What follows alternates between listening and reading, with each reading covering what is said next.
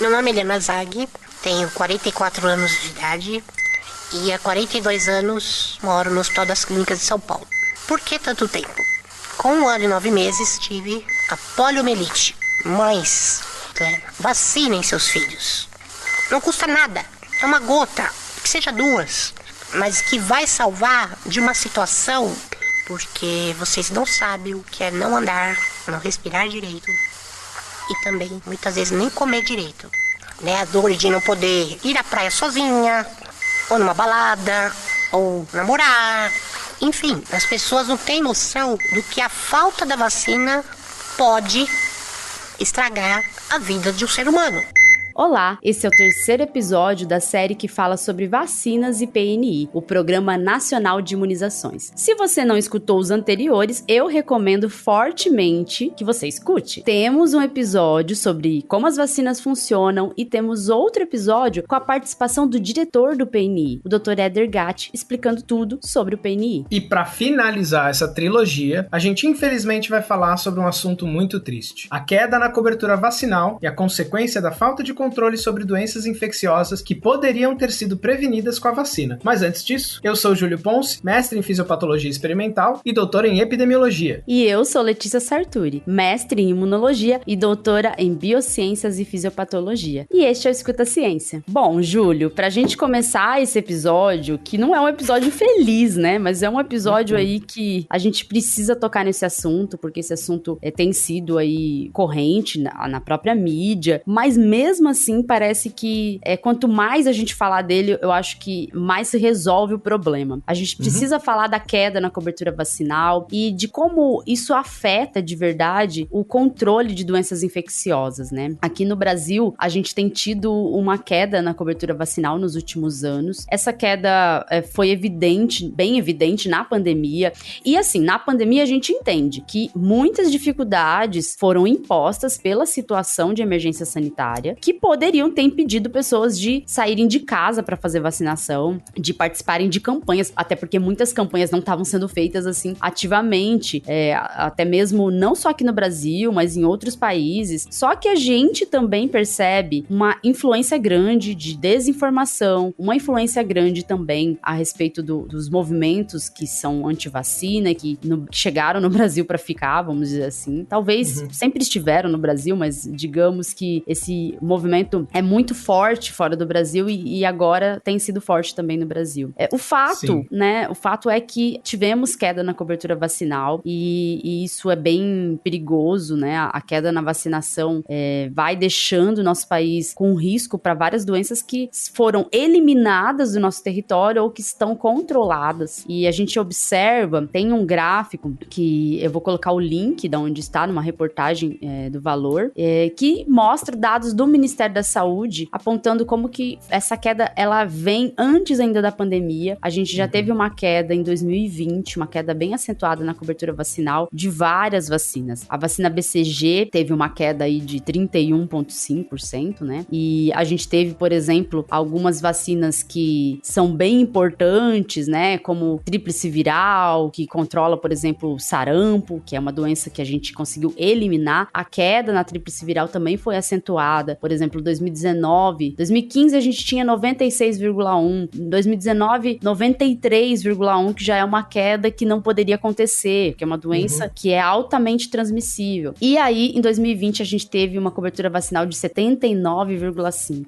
Isso mostra pra gente como a gente tá em risco, inclusive para vacinas, para doenças como a poliomielite, que tanto se fala, né, que a cobertura vacinal da poliomielite também foi caindo ao longo dos anos, né, Júlio? Sim, e é importante a gente ressaltar, quando a gente fala dessa questão da queda na vacinação, que o gráfico que a gente está olhando, que depois a Letícia vai incluir o link para os ouvintes também poderem observar essa tendência, ele tem 3 anos. Então, 2015, 2019, 2020. E é muito importante essa avaliação de 2019, porque não inclui nenhum impacto da pandemia, né? Se a gente lembrar, a doença ganha o nome de Covid-19 porque ela foi descoberta no finzinho do ano, mas a gente começou a sentir aí os impactos impactos, começou a ter a preocupação com restrição e tudo mais no Brasil em meados de 2020, né? Março de 2020, por aí. Então, a queda em 2019 já é preocupante e ela não tem nada a ver com hesitação vacinal por conta de qualquer percepção sobre a rapidez no desenvolvimento e na aprovação das vacinas de Covid ou qualquer coisa assim, que a gente já abordou aqui no podcast. Essa rapidez foi uma rapidez por conta de estarmos em uma situação de emergência, mas não pulou nenhuma etapa. Eles apenas fizeram as etapas serem aprovadas com maior rapidez, mas com o mesmo critério, né? Inclusive, a gente pode observar que a Anvisa não aprovou todas as vacinas submetidas, se elas não tiveram, né? Principalmente aquelas que não tinham a comprovação principalmente dos perfis de segurança, né? E de eficácia que a gente sempre vai ter que avaliar para poder aprovar uma vacina para a população. E quando a gente fala de cobertura vacinal, eu acho importante lembrar para os ouvintes que a vacina ela é uma proteção individual, no sentido de que ela diminui, né, em alguns casos, o risco de infecção, em outros casos, o risco de agravamento da doença, em muitos casos, a prevenção de morte, né, porque o agravamento, o pior agravamento possível, né, de uma doença é o óbito. E quando a gente fala dessa cobertura individual, dessa proteção individual, para mim já seria o suficiente que as pessoas se sensibilizassem e fizessem isso. Mas ele é ainda mais importante quando a gente fala da questão de proteção populacional. Por quê? Se a gente tem menos pessoas suscetíveis à doença, suscetíveis a transmitir a doença, enfim, né, a gente tem uma população mais protegida por essa vacina, menos essa doença vai circular, menos essa doença vai causar problemas do ponto de vista coletivo. Então, se vacinar é um ato de proteção individual, mas é também um ato de proteção coletiva. E quando a gente fala da cobertura vacinal, geralmente a gente, para a grande maioria das doenças em que tem vacina desenvolvida, a gente espera uma cobertura de 95%, né? Considerando que aqueles 5% da população-alvo, possivelmente a gente não consiga atingir por uma questão de hipersensibilidade a algum componente da vacina, pela questão de ter algum impedimento, né? Enfim, não está em um estado de saúde que seja recomendado a aplicação da vacina, ou mesmo por questão geográfica, né? O Brasil é um país de dimensões continentais, a gente nem sempre vai conseguir atingir todo mundo. E é interessante que quando a gente olha o gráfico, a BCG em 2015 tinha uma cobertura de 105%. As pessoas devem pensar, opa, então teve gente que foi gigavax, né? Foi lá e tomou 6 vacinas de uma vez? Não, não é isso. Quer dizer que havia uma previsão de cobertura de um número X de pessoas que seria a população-alvo, e mais pessoas do que esse número X foram e tomaram a vacina, o que é ótimo, o que é bom, o que não necessariamente é uma coisa ruim. Mas daí a gente olha outras vacinas, a gente não tinha essa cobertura de 95%. Mas, em geral, né, a gente olhando ali a pentavalente, poliomielite, meningo-C, rotavírus, todas essas com 95% ou mais em 2015. Em 2019, algumas caem ali para em torno de 70%, em torno de 80%, já ligando um sinal de alerta, né? A gente, com certeza, ainda tem uma população, uma grande parte da população protegida, mas a gente já começa a se preocupar com a circulação coletiva dessas doenças. E elas caem para números assustadores, né? De 70%, 60% em 2020. E antes que as pessoas falem, mas isso é uma preocupação mundial, isso aconteceu no mundo todo. Na verdade, o caso do Brasil parece ser especialmente ruim, né? A gente tem avaliações, por exemplo, aqui no Reino Unido, que a queda que teve no período da pandemia de cobertura vacinal das outras vacinas foi de, no máximo, 1 ponto percentual. A gente tem quedas no gráfico que a gente está avaliando que foram de mais de 10%, né? Mais de 10 pontos percentuais. Que liga, obviamente, um sinal de alerta e faz parecer que, né? Então a gente pode aí levantar uma hipótese de que as pessoas estão sendo contaminadas, não só correndo risco de serem contaminadas pela doença, mas contaminadas por ideias de que as vacinas representam um risco, de que as vacinas não são necessárias, de que, né, enfim, talvez por a gente não ter contato com casos graves da doença, justamente porque a gente cresceu com essa proteção coletiva alta, as pessoas acham que a doença não representa mais um risco, ela está erradicada, que não tem mais risco dela voltar a aparecer, e a gente sabe muito bem que esse não é o caso. A gente, inclusive, tem alguns exemplos aqui para discutir durante esse episódio, para mostrar que, sim, a vacina protege, sim, você precisa tomar, mas você também precisa convencer aquela pessoa que está relutante a tomar para proteção coletiva, porque senão, mesmo que você tenha tomado, o seu risco aumenta, porque aquela doença pode estar circulando. Pois é, essa falsa sensação de segurança, porque não vê casos da doença, é uma coisa que chama muita atenção, porque, veja, a gente teve queda na cobertura vacinal de sarampo, por exemplo, em 2019, tiveram surtos, 2018, 2019, a gente teve casos de sarampo, e inclusive, esses casos casos de sarampo no Brasil fizeram o Brasil perder o certificado de eliminação do sarampo. A gente tinha recebido um certificado de eliminação do sarampo que mostra o cuidado de um país com a saúde pública e eliminar doenças infecciosas que tem vacina disponível é possível, basta a gente querer fazer esse ato coletivo. A gente tem que entender que algumas pessoas têm uma suscetibilidade que é maior e mesmo vacinadas estão sujeitas a pegar a doença. Mesmo vacinadas. Não é toda vacina que funciona igual em todas as pessoas, porque a gente tem sim algumas pessoas que têm imunodeficiência. E além das pessoas que você citou, por exemplo, que têm alergia e que não podem tomar vacina, porque tem alergia a algum componente da fórmula. Esse tipo de coisa faz a gente entender a importância da vacinação ser um ato coletivo. Quando a gente olha assim para a situação do Brasil, né, nesses últimos anos, né, a gente teve um movimento antivacina declarado, infelizmente um movimento antivacina declarado pelo próprio governo do Brasil nos últimos anos, que infelizmente alimentava teorias da conspiração e alimentava também desinformação sobre vacinas, e isso intensifica, lógico, a hesitação vacinal primeiramente, e pode levar uma pessoa que hesitou em dar a vacina para uma criança ou em se vacinar a um movimento antivacina, um movimento conspiracionista, porque o movimento antivacina, ele é um movimento que envolve teorias da conspiração. Vejam só, alertem seus familiares. O movimento antivacina coloca como se existisse uma nova ordem mundial sendo formada de pessoas poderosas que querem controlar as pessoas, e a vacinação faz parte desse plano de extermínio da população. É uma coisa de teoria da conspiração, e eles buscam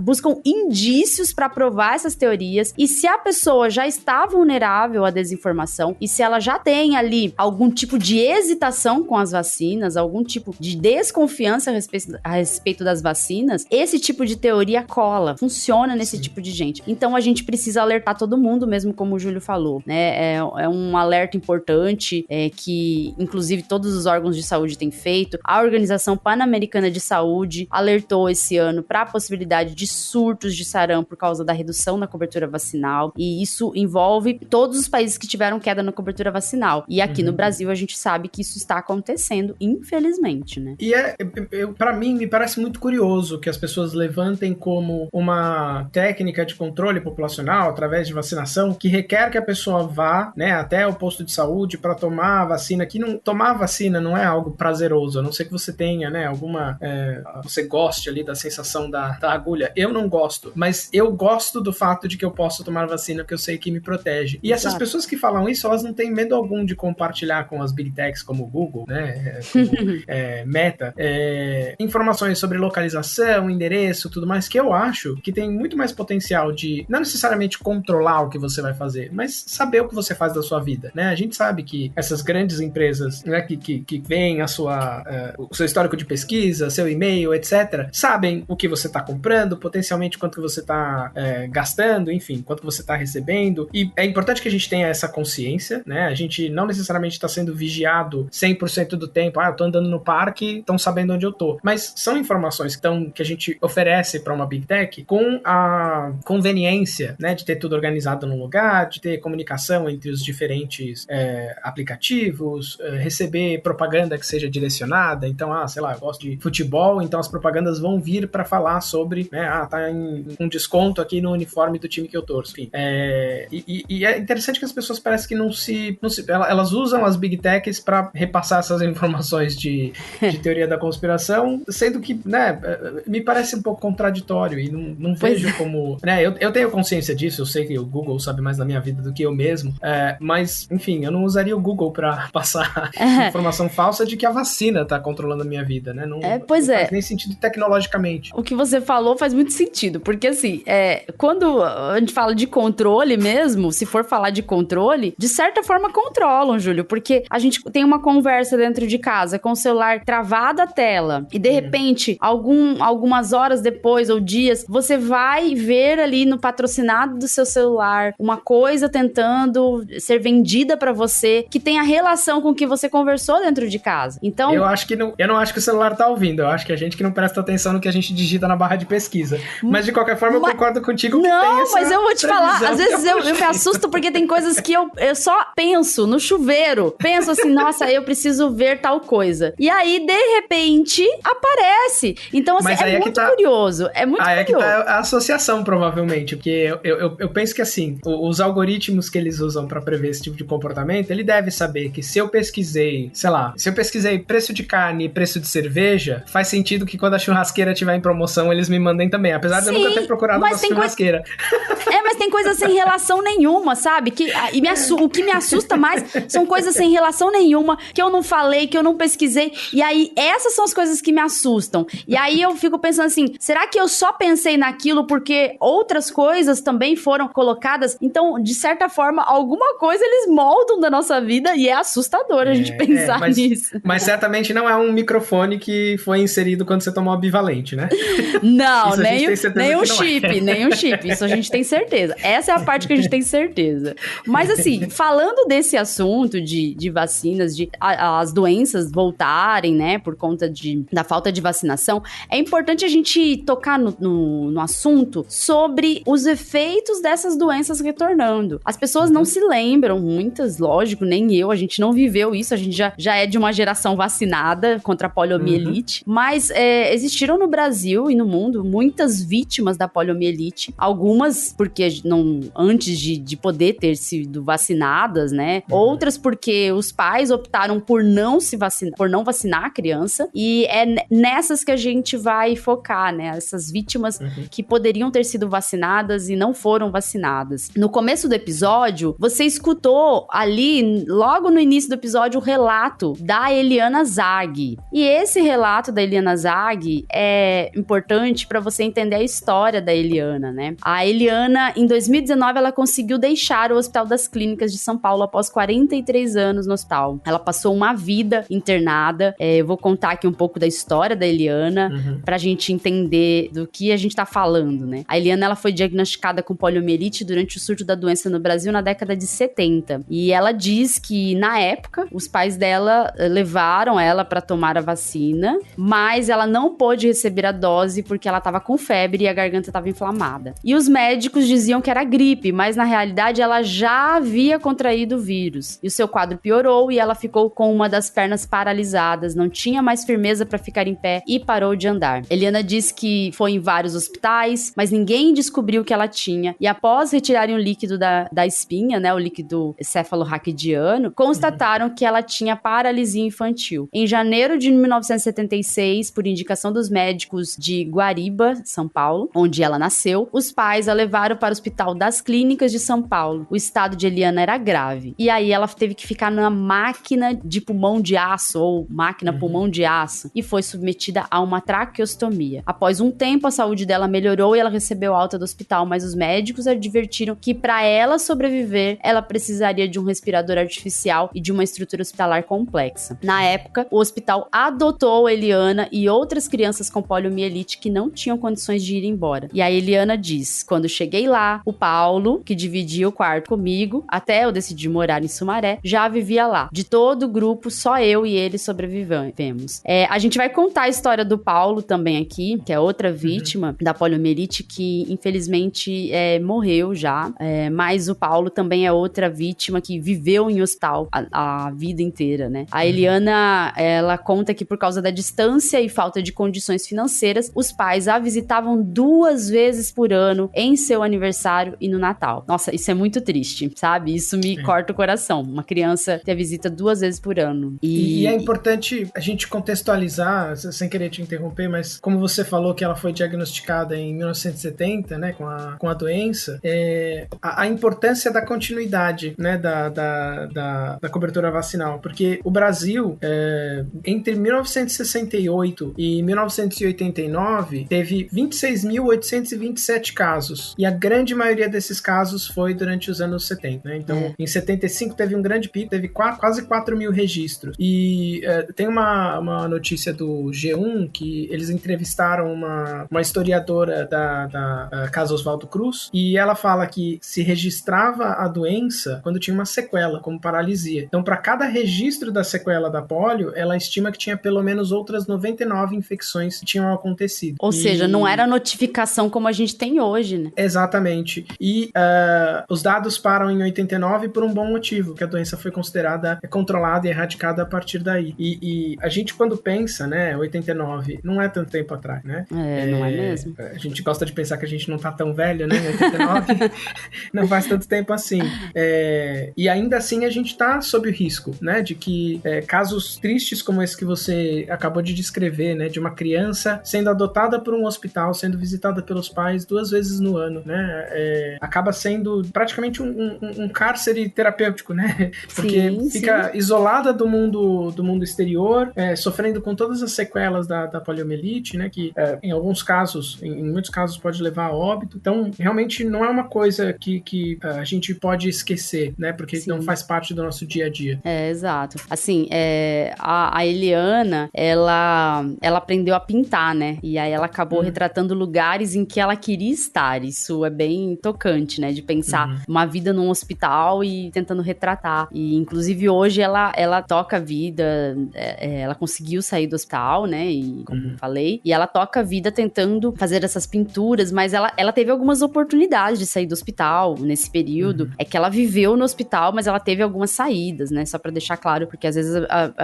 as pessoas que escutam podem pensar que ela nunca saiu, não. Ela conseguiu sair algumas vezes quando ela tinha 15 anos. Foi a primeira vez que ela saiu pra visitar uma amiga. E aí ela disse: do meu quarto, a única visão que tinha da janela era a parte de cima de uma árvore e os telhados dos prédios. Quando saí, o que mais me impressionou foi ver a árvore do chão até o topo. Eu achei linda, não imaginava que ela era tão grande. É muito bonito, né, ver o relato dela, assim, né? Depois, com 24 anos, ela também saiu pra conhecer a praia junto com o Paulo, que era outra vítima que também estava hospitalizada, né, a vida inteira. E aí ela conta: estava um dia chuvoso, mas Deus foi tão generoso que metade do céu ficou cinza e a parte que estávamos fez sol. Ao ver o mar, ela conta que ficou procurando pelo fim dele, mas não achou. Aí ela disse: experimentei a água e senti a textura da areia. Foi emocionante. Depois conheci vários lugares, biblioteca, praças, cinema, teatro, exposições. E agora a Eliana, ela está morando numa casa que foi alugada com a ajuda de amigos, e ela parece que estava recebendo também um auxílio financeiro para comprar a própria casa dela, e ela conta com uma ajuda de amigos para ficar, né, estar fora do hospital, tá recebendo assistência médica e também usando aparelhos de hospital ainda, né, porque ela não deixou de ter essas necessidades, mas agora ela tem esse projeto de vida, de trabalhar com ateliê, ensinar as pinturas, né, ela já está fazendo isso, e você pode encontrar até o perfil dela no Instagram para acompanhar essa história de uma sobrevivente da poliomielite, mas é uma sobrevivente, isso é importante deixar claro, sobrevivente, né, e aí é triste a gente pensar numa criança que viveu, uma pessoa, né, adulta já, que viveu a vida inteira, desde criança no hospital. Tem também a história do Paulo, que conviveu bastante tempo no Hospital das Clínicas com a Eliana. Ele permaneceu no hospital, ele morava no hospital, né, desde 1969, quando ele foi internado por causa da doença, e lá ele permaneceu até 2020, né, depois de 51 anos, infelizmente ele faleceu. E as pessoas relatam que ele tinha, né, que ele era uma pessoa muito bem-humorada, né, que fazia amizade com a equipe, mas ele residia na unidade médica desde a infância, né, desde que foi diagnosticado que ele havia contraído a poliomielite. Ele foi internado, por conta disso ele tinha algumas limitações de movimento, né, porque justamente esse é um dos efeitos da doença. Por conta disso ele recebia apoio especializado da equipe de ortopedia e traumatologia e precisava permanecer ligado a um respirador artificial, né, desde o início da infância. Então, por mais que a gente possa celebrar e admirar o caso da Eliana, né, e o talento que ela traz pra gente através das pinturas, a gente tem também histórias que, infelizmente, essa doença acaba sendo o que determina a vida da pessoa pela vida inteira, né, e ter sido internado e ter falecido no hospital demonstra, né, apesar de não ter sido revelada especificamente a causa da morte quando foi noticiada, revela justamente essa necessidade de cuidado constante, né, para uma pessoa quando ela contrai uma doença tão devastadora quanto a polio. E é justamente por isso que a gente tem essa missão, essa preocupação, né, de informar para os nossos ouvintes sobre a importância da vacinação. Essa é uma doença que já foi um grande problema de saúde, já foi um problema de saúde que, como a gente comentou, vitimou 26 mil pessoas registradas registradas, né, entre 68 e 89 no Brasil, mas que certamente infectou um número muito maior e que com um esforço hercúleo, com uma preocupação nacional de controlar, de reduzir esses números, de oferecer a vacina pelo SUS, né, de oferecer dentro do sistema de vacinação, de fazer inclusive campanhas para que as crianças, né, se sentissem envolvidas no processo de vacinação com o Zé Gotinha. É muito importante que a gente não perca a perspectiva da batalha que foi para conseguir controlar e que a gente se coloque em risco de novo, deixando a doença ressurgir por uma questão de falha de cobertura vacinal. Pois é. Então, acho que fica obviamente a gente está falando de pólio, mas isso vale para outras doenças, né? A gente tem agora uma questão da polêmica em torno da vacinação do HPV, né? Então, a gente sabe que as pessoas são muito resistentes, que tem a questão da vacinação durante a adolescência, as pessoas associam, né, uma das formas de transmissão do HPV através de relação sexual. Mas estão vacinando os adolescentes, então quer dizer que vocês estão estimulando o adolescente a ter relação sexual. A gente sabe que isso não tem nada a ver, a gente quer proteger justamente antes de que tenham vida sexual ativa, mas a gente sabe que tem uma resistência muito grande, né, e tem aí relatos nas redes de pessoas que sofreram com casos na família e de pessoas queridas que tiveram HPV justamente pela falta de proteção, né? Exato. A gente até vai ler uns relatos aqui pra também tocar aí quem tá escutando, de estimular a vacinação entre os seus conhecidos, porque é uma doença muito séria, né? O HPV, ele pode causar não só câncer de colo de útero, mas também tá envolvido no câncer de pênis, câncer de ânus, câncer de cabeça e pescoço. Então, é um vírus que é muito perigoso, tanto para mulheres quanto para homens. No caso das mulheres, o câncer de colo de útero, ele é causado quase 100% dos casos por HPV. Então, mais de 90%, diz que pode chegar a 95%, 96% dos casos de câncer de colo de útero são causados por HPV. E o câncer de colo de útero é o terceiro tipo de câncer mais incidente entre mulheres aqui no Brasil. Ou seja, é importante sim vacinar as crianças, as meninas e os meninos, para o vírus deixar de circular. Quanto mais a gente vacina as pessoas, a gente vai tendo então uma diminuição da transmissão do vírus. Essas pessoas não pegam o vírus, não transmitem, o vírus vai deixando de circular e as pessoas mais vulneráveis também não vão ter o vírus, né? Não vão pegar o vírus e, consequentemente, a gente pode acabar com esse câncer, a gente pode praticamente zerar o câncer de colo de útero se a gente tiver, de fato, um empenho. Veja, aqui nós temos alguns relatos que eu peguei no Twitter. Tem a Anne Freitas, que colocou, ela tá respondendo sobre a questão de cuidado de saúde, aí ela colocou: não só vejo como cuidados com a saúde, tive uma tia com câncer no colo de útero por HPV, foi horrível ver ela em estado terminal, cuidado nunca é demais. E tem a Cris Pontes também que colocou, ela colocou absurdo, ela estava se referindo à questão do governador do estado de São Paulo ter vetado um projeto que visava vacinar as crianças nas escolas contra o HPV. Não é obrigar a vacinar, gente, é permitir o acesso à vacina também nas escolas, é ter mais um posto de vacinação, facilitando a vida, né? Na correria do dia a dia a gente não consegue, às vezes o pai, a mãe não consegue levar pra vacinar, então é pra facilitar mesmo. Aí a Cris... Só pra ressaltar que teria que ter a aprovação dos pais também, né? Então, exato. Não é que por estarem na escola, qualquer pessoa poderia assinar autorizando a vacinação com zarabatana, como algumas pessoas acham que é a vacinação. Era simplesmente, em havendo anuência dos pais, que se pudesse utilizar o fato de que as crianças comparecem à escola para aplicar a vacina para as meninas entre 9 a 14 anos e meninos de 9 e 10 anos, né? Pois é. Foi isso que foi barrado. Foi vetado, absurdo demais. E a Cris Pontes tá certo, absurdo. E ela fala ainda o relato dela: eu tive câncer de colo de útero aos 29 anos. Não havia essa possibilidade de proteção. É um crime, governador, ela fala para Tarcísio. Proteger nossas crianças é sua obrigação. É obrigação de todo governante fazer isso, estimular a vacinação, né? E a gente tem também aqui a Carol Trajano falou: extremamente importante, eu tive câncer no colo de útero e minha filha de 9 anos já tomou a segunda dose da vacina de HPV, vacinem. E tem a Priscila também que falou, queria entender, falando pro governador Tarcísio de Freitas, sendo que o câncer de colo de útero é altíssimo. Esse cara não tem mãe, filha, irmãs. Eu tive uma amiga que morreu desse câncer maldito. Esse é o governador de São Paulo. Isso é muito triste. E a gente não tá querendo transformar isso aqui num programa político, mas a política ela serve para trazer o bem-estar para todos, bem-estar coletivo, e não para atender a agendas ideológicas, né, Júlio? E é muito importante também a gente ressaltar, Letícia, porque eu acho que é lógico que a gente já expressou em outros momentos aqui críticas, né, a ações políticas, a políticas públicas de saúde, a uma série de coisas. Mas a proposta da lei foi feita por 4 deputadas mulheres da Alesp, a Marina Elou, da Rede, a Edna Macedo, da Republicanos, a delegada Graciela, do PL, e a Patrícia Gama, do PSDB. O governador é do Republicanos. Então não foi vetado um projeto da oposição, não foi votado... Foi inclusive, né, as 4 deputadas que propuseram não são do mesmo partido, né, acredito que devem,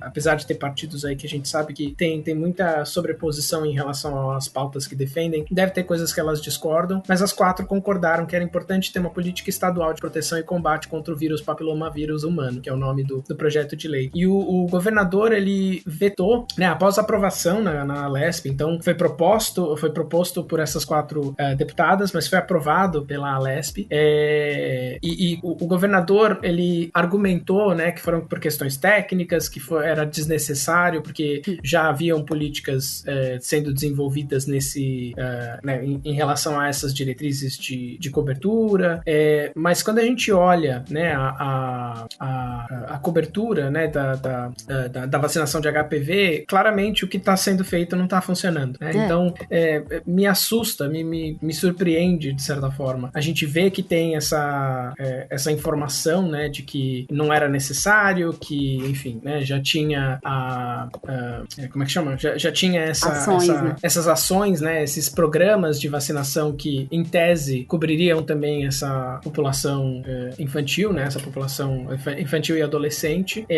Mas aí quando a gente olha as metas, né, a meta era de ter 80% das crianças e adolescentes, a meta do PNI, né, 80% das crianças e adolescentes entre 9 e 14 anos em todo o país com esquema vacinal completo. Então, um pouco abaixo daqueles 95 que a gente falou, mas também está envolvido aí uma questão de infectividade, formas de transmissão Segundo o governo de São Paulo, no acumulado dos últimos 6 anos, essa cobertura está em 59,6% das meninas e 39,2% dos meninos tomando as 2 doses da vacina. Ou seja... Então, tá muito abaixo. É muito, né, abaixo. 59 para chegar em 80, falta muito. 39 para chegar em 80, falta ainda mais. E argumentar que já estão sendo feitas políticas nesse sentido é um pouco, vamos esperar para ver, né? Sim. Mas eu acho complicado que seja essa afirmação tão categórica de que é desnecessário, a gente já tá fazendo alguma coisa, quando havia um projeto que justamente, não vou dizer que resolvia, né? Mas que tratava desse assunto com o destaque que merece. Exato. Né? E é preocupante. Eu acho que a gente precisa realmente ficar de olho, a gente precisa, obviamente, pressionar a Câmara para não desistir, né, por conta desse veto, pressionar o governador para que, bom, tudo bem, se você vetou porque você acha que tem outra coisa, então comprove, então apresenta qual o plano, né? O que vai ser feito. Porque atualmente não tem um plano, na verdade não tem, né?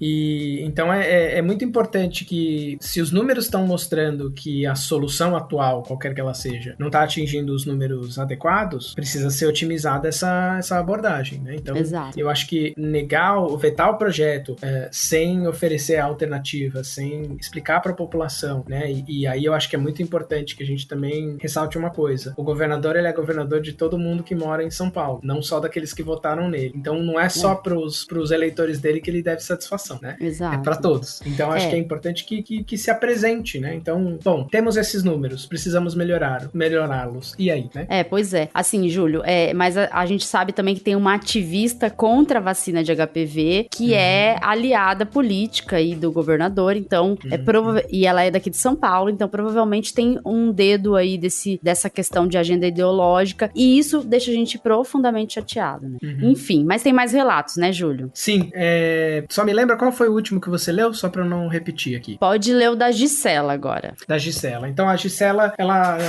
relata que ela teve, né, ela mesma teve câncer de colo de útero por HPV, e ela relata que ela se salvou porque ela exigiu que a médica fizesse uma esterectomia quando ela tinha 44 anos. Mas ela relata que perdeu uma tia e uma sobrinha por causa desse câncer, né? Então, ela, inclusive, traz um pouco do relato pessoal dela, né? De não ter muito sintoma, de ser silencioso e ter um pequeno desconforto durante a relação, mas isso ter sido um pouco o alerta que fez com que ela procurasse o tratamento, né? Tem relato de profissionais também, né? O Alan, ele é fisioterapeuta, pelo que eu entendi, ele faz tratamento de sequelas. Tá. E o Alan, ele fala, né, que o filho dele de 14 anos já tomou as 2 doses e que ele não quer medalha por isso, né? Ele só quer que todo mundo vacine filhos e filhas, porque tanto o menino quanto a menina podem desenvolver câncer, e que ele atende sequelas do câncer de colo de útero com estenose, que é o fechamento da vagina, da uretra, em decorrência de radioterapia, fibrose pós-cirúrgica com dor pélvica, pode ficar crônica, queda de bexiga, incontinência, e tudo isso pode ser evitado com uma simples vacina, né? E ele relata que em homens, né, porque a gente associa o HPV à vacinação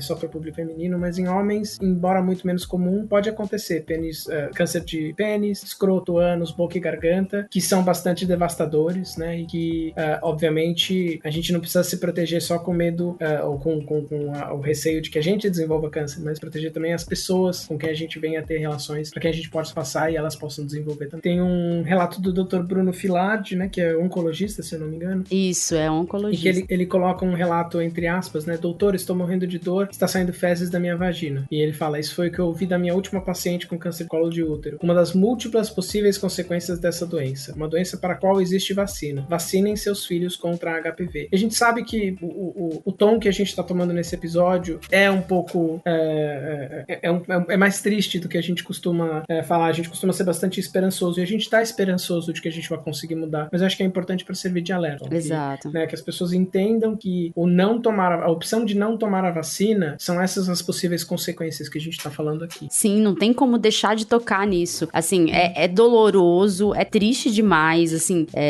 eu não gosto de falar de assuntos tão ruins, mas esse é um assunto que é necessário para fazer esse alerta. E esse alerta sirva, né, para vocês que estão escutando também estimularem outras pessoas a serem vacinadas e a procurarem a vacina, porque a gente precisa que esse ato seja coletivo, senão não adianta nada cada um ficar se protegendo individualmente, a gente não vai sair do lugar. Casos como esses vão continuar acontecendo se a gente não fizer nada no coletivo. Mas a gente não vai ficar tão triste nesse episódio, porque a gente também tem uma notícia boa pra falar, né? A gente viveu uma pandemia, vive ainda, mas a gente tem uma situação mais controlada agora, graças à vacinação. E a vacina que mais foi utilizada no mundo, que foi a vacina com a tecnologia de mRNA mensageiro, deixa eu anotar aqui. E a vacina que foi mais utilizada no mundo, que é a vacina de mRNA ou RNA mensageiro, é uma vacina que foi uma tecnologia nova, mas essa tecnologia, ela ganhou um prêmiozinho, né, Júlio, essa semana, né? Não foi o Grammy, não foi um Oscar, não foi um Emmy, foi simplesmente o Nobel de Medicina e Fisiologia. Isso. E é muito interessante quando a gente olha, eu sou muito interessado em biografias, né, porque eu acho que é importante a gente entender um pouco a história, né, que as pessoas passaram para chegar onde chegaram, né. Então, só para contar para vocês, o Nobel de Fisiologia ou Medicina de 2023 foi outorgado, então, para Katalin Karikó, né, que é uma cientista de origem húngara, mas que trabalhou durante bastante tempo nos Estados Unidos, e pro Drew Weissman, que é americano, né? E é interessante, eu vou deixar a Letícia contar sobre o que foi a descoberta que eles fizeram e por que isso é importante para a vacina. Mas eu tava lendo essa semana e até contei para os meus alunos como uma anedota, porque eu acho que é importante eles saberem que a ciência não é redondinha, não é perfeitinha, não tem uma linha reta, né? Porque depois que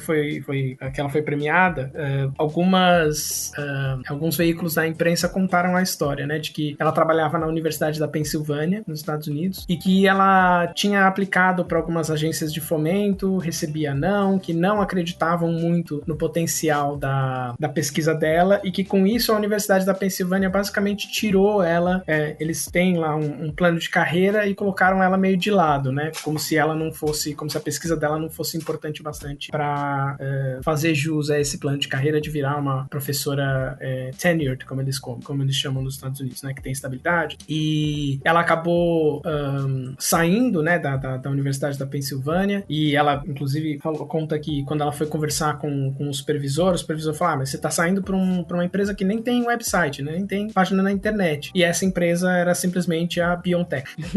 BioNTech e RNA Pharmaceuticals. E ela, na na época já tinha bastante atuação, né, nessa área de trabalhar com RNA e, enfim, né, obviamente teve uma crítica aí, porque inclusive a Universidade da Pensilvânia publicou na internet, né, a gente gostaria de dar os parabéns, e daí as pessoas até falaram, bom, né, um parabéns depois de vocês terem praticamente feito ela sair da academia, não é necessariamente né, um reconhecimento, né, mas a preocupação, né, a pesquisa, desculpa, dela e do Drew Weissman realmente foi super importante, porque teve uma certa, não é tão simples assim, né, pegar RNA mensageiro, a gente sabe que é um tipo de molécula que degrada muito fácil, que é atacada muito fácil pelo nosso sistema imune, mas eles fizeram uma coisa aí que a Letícia vai contar agora, que foi o grande pulo do gato.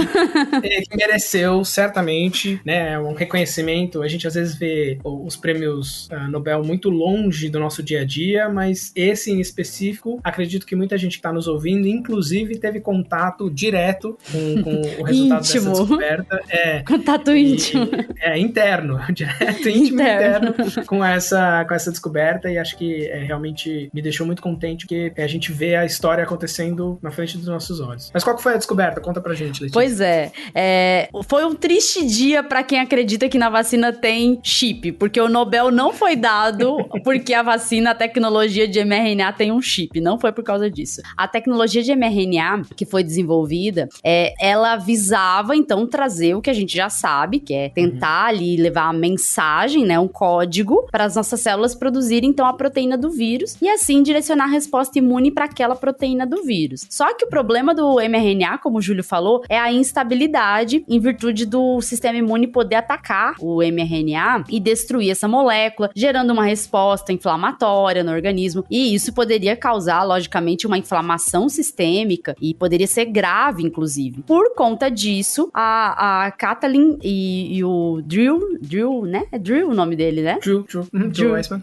Eles fizeram, então, uma modificação na molécula, né, de RNA. Você tem a uridina, eles fizeram uma pseudouridina para que essa pseudouridina pudesse impedir esse ataque do sistema imune e deixar a molécula disponível para fazer o papel de entrar na célula, fazer todo o jogo lá de produzir a proteína do vírus e assim direcionar a resposta imune contra o vírus. Isso, gente, é inovador, sim, é bem inovador, porque passaram-se muitos anos, cerca de 30 anos, em que vários pesquisadores estavam estudando uma forma de fazer isso, e eles fizeram, ganharam um prêmio, lógico que é digno, sim, de ganhar um Nobel, e a gente fica feliz, especialmente também pelo Nobel reconhecer também que essa tecnologia salvou vidas, porque a gente teve uma vacinação que foi mundial aí, principalmente mediada por esse tipo de tecnologia, e essa tecnologia não abriu só o conceito de vacina para a Covid, mas também pode trazer outras vacinas utilizando a mesma tecnologia, e inclusive a partir dessa descoberta dessa tecnologia, a gente pode ter até mesmo o direcionamento desse modo de atuar na terapia de doenças. Você pode gerar proteínas que podem tratar doenças no organismo. Então, a aplicabilidade, ela é diversa e a ciência já está estudando isso. Então, parabéns para os nossos cientistas que ganharam o prêmio Nobel. Nós não vamos falar dos outros prêmios aqui, porque o foco é falar de vacinação. Então, quer saber os outros prêmios, você vai lá e busque, né? Você vai lá e pesquise. Até porque eu não tô afim de estudar física, toda a física, pra explicar um Nobel de física. Acho que agora eu não lembro se foi o de física ou se foi o de química, mas eles falam de quantum dots, esse eu achei interessante, esse eu achei bacana. Mas é bem louco, né? Assim... mas realmente foge do que pra gente de química, o quantum dots. Pra gente explicar, a gente precisava... A gente precisaria de vídeo pra explicar, áudio, uma lousa, precisaria de muita coisa, muitos recursos, viu? Porque, olha... Mas é interessante que mesmo de química, né, os quantum dots, eles são usados naquelas TVs QLED, né? Então, é uma tecnologia revolucionária, mas que tá na casa, não de todo mundo, porque eu sei que nem todo mundo tem essa último modelo de TV de LED, mas nas TVs de LED mais modernas, tem esses quantum dots. Só para ressaltar, acho que é importante a gente contar também para os nossos ouvintes porque as pessoas talvez achem, mas deram o Nobel para uma coisa que surgiu agora. O artigo original da Kathleen e do Drew, que sugeriu, né, a substituição da uridina por pseudouridina para justamente evitar o ataque pelo sistema imune, é de 2005. Então, a avaliação de pesquisas com RNA mensageiro para uso em vacina é mais antiga do que isso. Eles propuseram uma solução quase 20 anos atrás, já foi testada em estudos clínicos de vacina contra Zika, contra HIV, contra influenza, contra Ebola. Cada doença, obviamente, tem a sua particularidade, né? Alguns desses estudos ainda estão em andamento, mas isso há 5 anos atrás, em 2017 e 2018. Então, quando teve a autorização da vacina de Covid, de novo, gente, era uma tecnologia nova, no sentido de que não havia ainda outra vacina com a mesma tecnologia aprovada, mas era um tipo de tecnologia muito estudada, muito promissora, e que só não tinha a pressão para que se fizessem os estudos com a rapidez, com o investimento, com a colaboração internacional que teve, porque o impacto, né, por mais que o impacto das doenças seja grande, não estou dizendo isso, mas o impacto não tinha essa iniciativa global, de certa forma, que eu acho que inclusive pode servir como uma crítica, né? A gente sabe que Ebola tem problema endêmico, a gente sabe que HIV ainda causa muito problema de infecção, apesar da gente ter PEP, a gente ter PrEP, a gente ter outras formas de controle da doença. A gente poderia também usar desse mesmo ímpeto, desse mesmo investimento, dessa mesma colaboração pública, para que a gente consiga vacinas eficazes contra essas doenças. Mas certamente tem pesquisadores nesse exato momento se dedicando a isso, né, batalhando, talvez tendo o mesmo tipo de resposta departamental que a Kathleen teve, mas eu acho que pra gente como cientista dá orgulho, né? A gente vê que a pesquisa virou uma coisa aplicada, virou uma coisa do nosso dia a dia, virou uma coisa que a gente teve contato, salvou vidas, né? E certamente abriu um campo, abriu uma porta, né? Uma estratégia de combate às doenças que certamente, eu acho que realmente a gente vivenciou, testemunhou um ato revolucionário. Eu acho que me parece não ser uma aposta errada, que a gente vai ter muito mais vacina de mRNA no futuro e daqui a 10, 20 anos a gente não vai estar preocupado como as pessoas estiveram, né, de que não tem pesquisa, a gente vai ter a confiança de que é segura e é eficaz, porque a gente já viu isso na prática. Exato. A gente fica feliz, sim, com esse prêmio e, enfim, não foi a gente que ganhou, mas a gente fica feliz porque a gente luta pela vacinação e a gente luta para que a ciência traga soluções para o nosso dia a dia, e isso mostra aí a aplicabilidade de uma solução que vem sendo estudada há muito tempo, mas que pôde ser aplicada de fato agora nessa pandemia, né? A gente já falou demais, né, Júlio? Porque esse episódio era pra ter metade desse tempo e teve o dobro do tempo, mas rendeu. Então, você pode escutar aí lavando uma louça, que dá o tempo talvez de uma louça bem grande. Você pode escutar se você estiver em São Paulo fazendo qualquer trajeto, porque qualquer trajeto agora em São Paulo não dura menos que 1 hora. Enfim, na fila do posto, quando você estiver esperando pra tomar vacina, olha só. Exatamente. Apesar de que geralmente no posto a fila não é, a fila anda rápido. É rápido. Quando você estiver saindo de casa pra andar pro posto, pra pegar o ônibus, pra demorar 1 hora no ônibus em São Paulo, você já começa a ouvir o podcast, que quando chegar a sua vez da vacina vai estar chegando nesse ótimo. Então, faça bom proveito desse episódio, estimule outras pessoas a se vacinar, vamos compreender a importância da vacinação para a eliminação de doenças, para o controle de doenças que a gente não consegue eliminar. A gente precisa se vacinar porque vacinação é um pacto coletivo, não é medida individual, não é. É isso. Isso aí, então espalhe para os seus colegas o nosso episódio, espalhe para os seus colegas, chega se gabando na festa falando, eu tenho um Nobel no meu braço, olha só.